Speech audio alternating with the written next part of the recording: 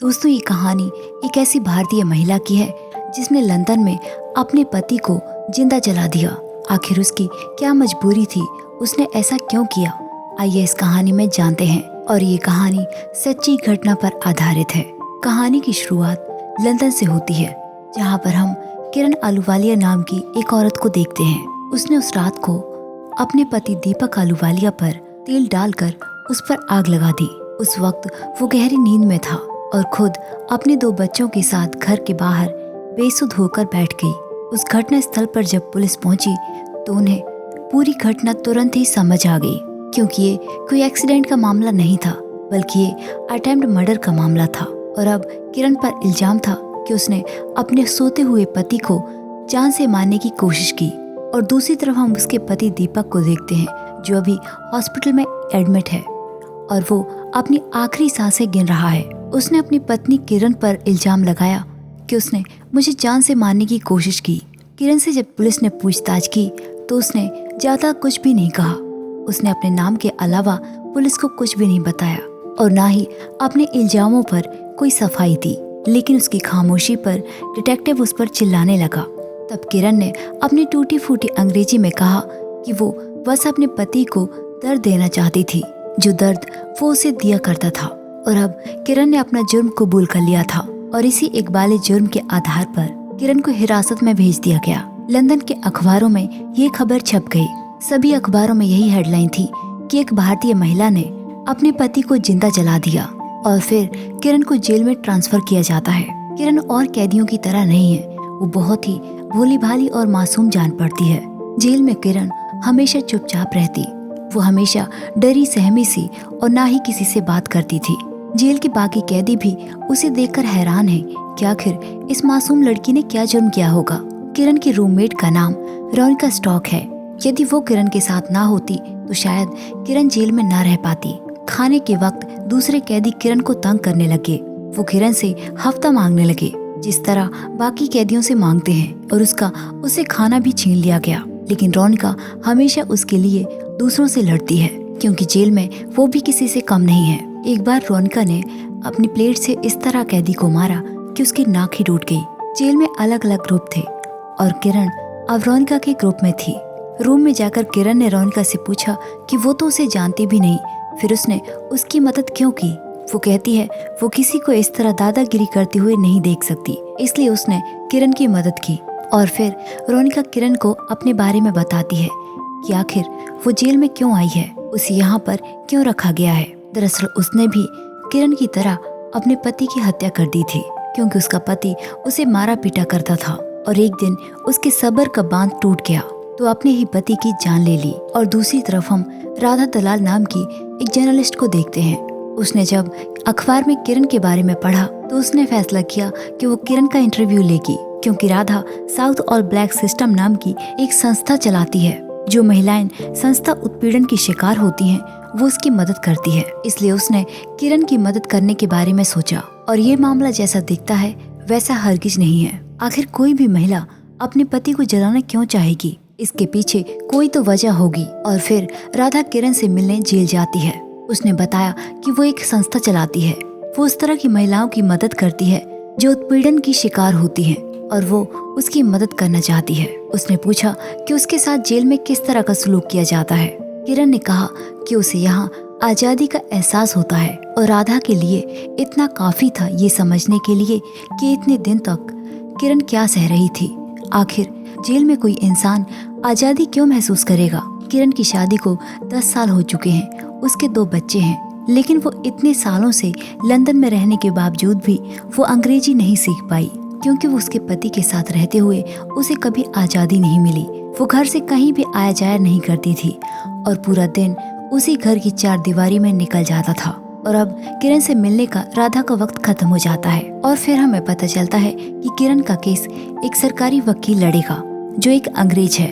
उस वकील ने किरण को बताया कि हॉस्पिटल में उसके पति की मौत हो चुकी है और अब किरण पर हत्या का मामला है और अब उस पर हत्या का मुकदमा चलेगा। किरण को इस बात का दुख नहीं है कि उसने अपने पति को जान से मार दिया, बल्कि दुख तो इस बात का है कि उसे अपने दोनों बच्चों से दूर रहना पड़ेगा। उसके दोनों बच्चे उसकी सास के पास हैं। किरण की फोन करने की बारी जब भी आती है वो अपनी सास को ही फोन करती है अपने बच्चों से बात करने के लिए, लेकिन उसकी सास उसके बच्चों से बात करने नहीं देती। वो अपने बच्चों की आवाज सुनने के लिए भी तरस रही है। कितने दिन बीत गए हैं, उसे फिक्र है कि उसके बच्चे कैसे होंगे। और अब सुनवाई का दिन आ जाता है। किरण के वकील के लिए उसका केस लड़ना बहुत ही मुश्किल था, क्योंकि मामला पूरी तरह साफ था। और जब किरण से डिफेंस के बारे में उससे पूछा गया तो उसने कुछ भी नहीं कहा। उसने अपने बचाव में कुछ भी नहीं बोला। कोर्ट में किसी ने सवाल नहीं उठाए कि किरण ने अपने पति को क्यों मारा, बल्कि बहस इसी बात पर चलती रही कि उसने अपने पति को किस तरह मारा। और फिर किरण की सास को भी कटघरे में बुलाया गया। जाहिर सी बात थी कि वो अपने बेटे का ही सपोर्ट करेगी। उसने किरण को एक नंबर की घमंडी औरत बताया और कहा कि वो उसके बेटे पर हुक्म चलाती थी। और फिर कांस्टेबल ने भी गवाही दी कि जब वो मौकाए वारदात पर पहुंचे तो किरण अपने पूरे होश आवाश में थी, जबकि ऐसा नहीं था।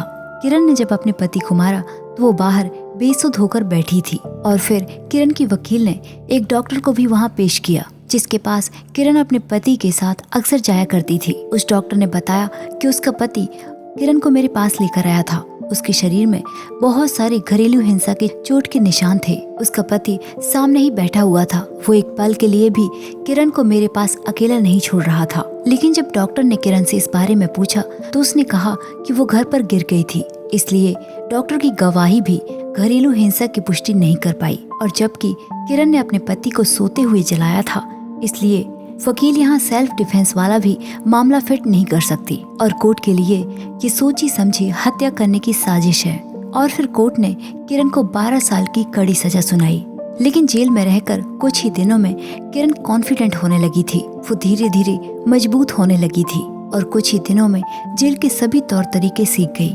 और रोनिका से वो इंग्लिश भी सीखने लगी। उसका रहने सहने का ढंग और चाल चलन सब कुछ बदल गया था। और इस तरह किरण को जेल में रहते हुए 1 साल बीत गया। और फिर एक दिन किरण से मिलने राधा आई। उसने किरण से कहा कि वो अपनी सजा कम कराने के लिए अपील कर सकती है, अपने लिए नहीं तो अपने बच्चों के लिए। तुम्हें अपनी कहानी दुनिया को सुनानी चाहिए। तुमने अपने बचाव में एक शब्द भी नहीं कहे, लेकिन अब भी किरण उसे सब कुछ बताने के लिए मना कर देती है। राधा ने उससे कहा कि यदि वो अपनी कहानी उसे सुनाएगी तो वो उसे उसके बच्चों से मिलवाएगी। और ये बात सुनकर किरण उसे अपनी कहानी बताने के लिए तैयार हो जाती है। और राधा के पास भी अब मौका था कि वो किरण का भरोसा जीत सके, इसलिए वो उसकी सास के पास जाती है। लेकिन उसकी सास ने बच्चों को किरण से मिलवाने के लिए साफ इनकार कर दिया। और फिर किरण के दिमाग में एक आइडिया आया। उसने एक फर्जी कोर्ट ऑर्डर बनवाया और उस ऑर्डर को दिखाकर किरण की सास को डराया कि यदि वो किरण के बच्चों को उससे मिलने से रोकेगी तो उसे भी जेल की हवा खानी पड़ेगी। और फिर राधा ने किरण को उसके बच्चों से मिलवाया। और अब किरण के पास अपना वकील हायर करने के लिए पैसे नहीं हैं। और जब तक किरण की कहानी कोर्ट सुनेगा नहीं तो इस कहानी का कोई फायदा नहीं है। इसके बारे में किरण ने रोनिका से बात की और रोनिका उसकी मदद करने के लिए तैयार हो गई। दरअसल रोनिका का भाई एक बड़ा फॉर्म चलाता है। उसका भाई एक लॉयर है। रोनिका ने अपने भाई को अपने पास बुलाया। उसने आज तक अपने भाई से कोई मदद नहीं मांगी, यहाँ तक कि खुद के लिए भी। लेकिन किरण उसके लिए बहुत मायने रखती है, इसलिए अपनी बहन की खातिर उसका भाई किरण का केस लड़ने के लिए मान जाता है और वो इसके कोई पैसा नहीं लेगा। और फिर किरण ने भी अपनी कहानी लिखनी शुरू की।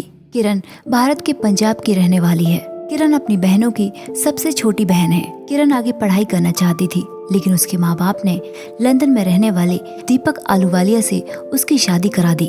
वो खुशी खुशी अपने पति के साथ लंदन गई। शुरुआत में सब कुछ ठीक लग रहा था, लेकिन धीरे धीरे वो घर उसे एक कैद की तरह लगने लगा।